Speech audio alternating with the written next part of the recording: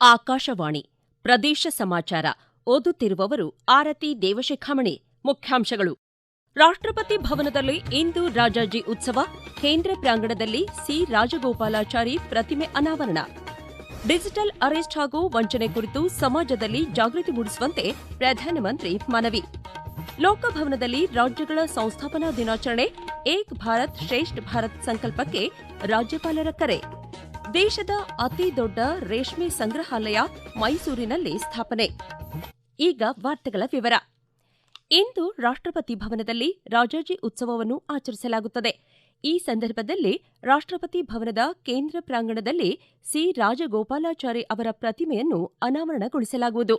ಆಕಾಶವಾಣಿಯ ಜನಪ್ರಿಯ ಮನ್ ಕಿ ಬಾತ್ ಕಾರ್ಯಕ್ರಮದ 131ನೇ ಆವೃತ್ತಿಯಲ್ಲಿ ಈ ವಿಷಯ ಪ್ರಸ್ತಾಪಿಸಿರುವ ಪ್ರಧಾನಮಂತ್ರಿ ನರೇಂದ್ರ ಮೋದಿಯವರು, ಇಂದು ನಮ್ಮ ದೇಶವು ಗುಲಾಮಗಿರಿಯನ್ನು ಮೆಟ್ಟಿ ಭಾರತದ ಸಂಸ್ಕೃತಿಗೆ ಸಂಬಂಧಿಸಿದ ವಿಷಯಗಳಿಗೆ ಹೆಚ್ಚಿನ ಮಹತ್ವ ನೀಡುತ್ತಿದೆ. ಸ್ವತಂತ್ರ ಭಾರತದ ಮೊದಲ ಭಾರತೀಯ ಗವರ್ನರ್ ಜನರಲ್ ಸಿ ರಾಜಗೋಪಾಲಾಚಾರಿ ಅವರು ಅಧಿಕಾರವನ್ನು ಒಂದು ಪದವಿಯಂತೆ ನೋಡದೆ ಸೇವೆಯಂತೆ ಭಾವಿಸಿದ ಮಹನೀಯರು ಎಂದು ಬಣ್ಣಿಸಿದ್ದಾರೆ. आजादी के अमृत महोत्सव के दौरान मैंने लाल किले से पंच प्राणों की बात कही थी. उनमें से एक है गुलामी की मानसिकता से मुक्ति. आज देश गुलामी के प्रतीकों को पीछे छोड़कर भारत की संस्कृति से जुड़ी चीजों को महत्व देने लगा है.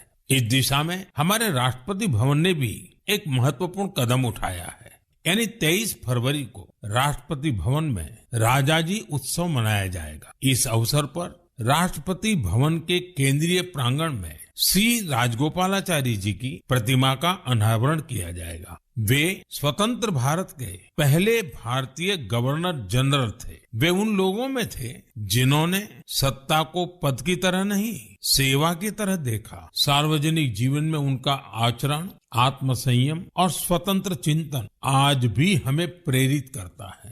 ब्रिटिश आर्किटेक्ट एडविन लुटियंस की प्रतिमा भी राष्ट्रपति भवन में लगी हुई थी. अब इस प्रतिमा के स्थान पर राजाजी की प्रतिमा लगाई जाएगी. राजाजी उत्सव के दौरान राजगोपालाचारी जी पर आधारित प्रदर्शनी भी लगेगी. ये प्रदर्शनी 24 फरवरी से 1 मार्च तक चलेगी. ದೇಶದಲ್ಲಿ ಡಿಜಿಟಲ್ ಅರೆಸ್ಟ್ ಹಾಗೂ ಡಿಜಿಟಲ್ ವಂಚನೆಗಳ ಬಗ್ಗೆ ಸಮಾಜದಲ್ಲಿ ಸಾಕಷ್ಟು ಜಾಗೃತಿ ಮೂಡುತ್ತಿದೆ. ಆದರೆ ಇಂದಿಗೂ ನಮ್ಮ ಸುತ್ತಮುತ್ತ ಅಕ್ಷಮ್ಯವಾದ ಘಟನೆಗಳು ನಡೆಯುತ್ತಲೇ ಇವೆ. ಜನರು ಸದಾ ಜಾಗರೂಕರಾಗಿಯೂ ಮತ್ತು ಎಚ್ಚರದಿಂದಿರುವುದು ಅತ್ಯಂತ ಅವಶ್ಯಕವಾಗಿದೆ ಎಂದರು. मैंने आपसे डिजिटल अरेस्ट पर विस्तार से बात की है. इसके बाद देश में डिजिटल अरेस्ट और डिजिटल फ्रॉड को लेकर हमारे समाज में काफी जागरूकता आई. लेकिन अभी भी हमारे आसपास ऐसी घटनाएं हो रही हैं जो अक्षम्य है. निर्दोष लोगों को डिजिटल अरेस्ट और फाइनेंशियल फ्रॉड का निशाना बनाया जा रहा है. कई बार पता चलता है कि किसी सीनियर सिटीजन की जीवन भर की कमाई ठग ली गई. कभी किसी उन पैसों की ठगी हो जाती है जो उसने बच्चों की फीस जमा करने के लिए बचाए थे. ನಮ್ಮ ಬ್ಯಾಂಕ್ ಖಾತೆ ಸುರಕ್ಷಿತವಾಗಿರುವುದನ್ನು ಖಚಿತಪಡಿಸಿಕೊಳ್ಳಲು ಬ್ಯಾಂಕ್ಗಳು ನಿಯತಕಾಲಿಕವಾಗಿ ಮರು ಕೆವೈಸಿಯನ್ನು ನಿರ್ವಹಿಸುತ್ತವೆ. ಈ ಕುರಿತು ಸಂದೇಶ ಬಂದಲ್ಲಿ ಅಧಿಕೃತ ಮಾಧ್ಯಮದ ಮೂಲಕ ಮಾಹಿತಿ ನೀಡಬೇಕು ಎಂದು ತಿಳಿಸಿದರು. कभी कभी जब आपको आपसे बैंक से केवाईसी अपडेट या री केवाईसी करवाने के मैसेज आते हैं तो मन में सवाल उठता है, मैंने तो पहले ही केवाईसी करवा रखी है, तो ये फिर क्यों? मेरा आपसे आग्रह है, झुंझलाइए नहीं. ये आपके पैसे की सुरक्षा के लिए ही है. हम सभी जानते हैं कि आजकल पेंशन, सब्सिडी, बीमा, यूपीआई सब कुछ बैंक खाते से जुड़ा है. इसी वजह से बैंक समय समय पर री केवाईसी करते हैं ताकि आपका बैंक अकाउंट सुरक्षित रहे. इसमें भी आपको एक बात याद रखनी है, जो अपराधी हैं वो फर्जी कॉल करते हैं, एसएमएस और लिंक भेजते हैं. इसलिए हमें सतर्क रहना है और ऐसे धोखेबाजों के झांसे में नहीं आना है. केवाईसी या री केवाईसी केवल अपने बैंक की शाखा या आधिकारिक ऐप और ऑथोराइज मीडियम से ही कराएं. ओटीपी, आधार नंबर या बैंक खाते संबंधी जानकारी किसी को भी न दें. और सबसे अहम बात, अपने पासवर्ड को समय समय पर जरूर बदलते रहें. ಈಗ ಪ್ರಕಟಣೆ, ನಂತರ ಪ್ರದೇಶ ಸಮಾಚಾರ ಮುಂದುವರಿಯುವುದು.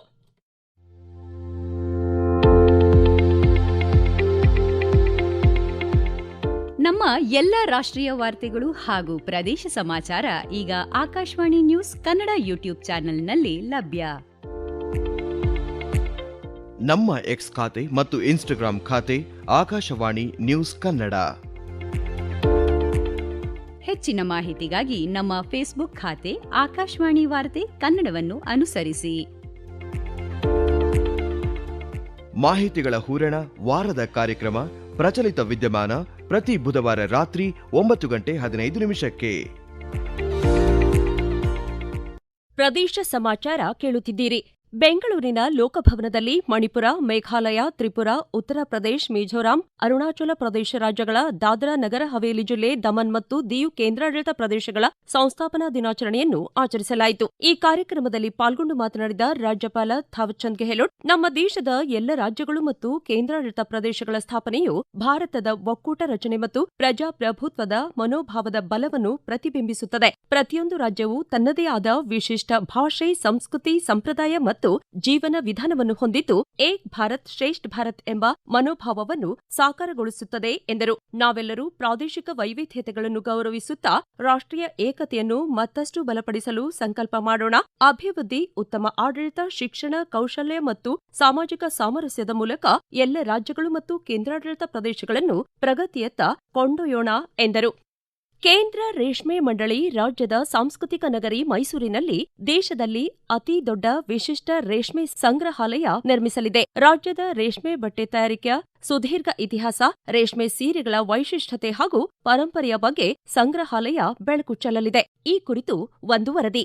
ಕರ್ನಾಟಕ ರಾಜ್ಯವು ದೇಶದ ರೇಷ್ಮೆ ಉತ್ಪಾದನೆಯಲ್ಲಿ 32% ಕೊಡುಗೆ ನೀಡುತ್ತಿದ್ದು, ರಾಜ್ಯದ 11,526 ಗ್ರಾಮಗಳ ರೈತರು ರೇಷ್ಮೆ ಕೃಷಿಯಲ್ಲಿ ತೊಡಗಿದ್ದಾರೆ.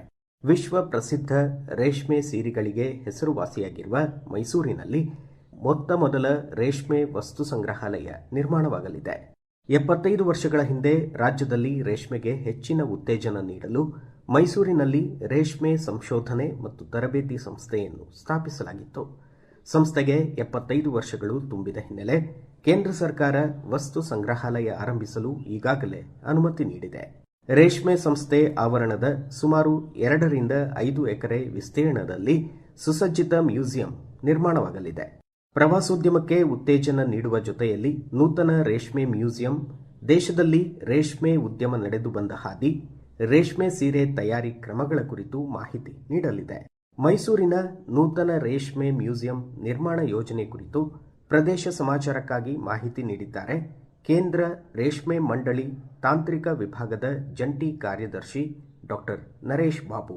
Ministry of textile and central silk code ಬರುತ್ತೆ. ಈಗ ನಾವು ಅಡ್ಮಿನಿಸ್ಟ್ರೇಟಿವ್ ಅಪ್ರೂವಲ್ ತಗೊಂಡಿದೀವಿ ಸಿಲ್ಕ್ ಮ್ಯೂಸಿಯಂ ಮೈಸೂರಲ್ಲಿ ಮಾಡೋದಕ್ಕೋಸ್ಕರ.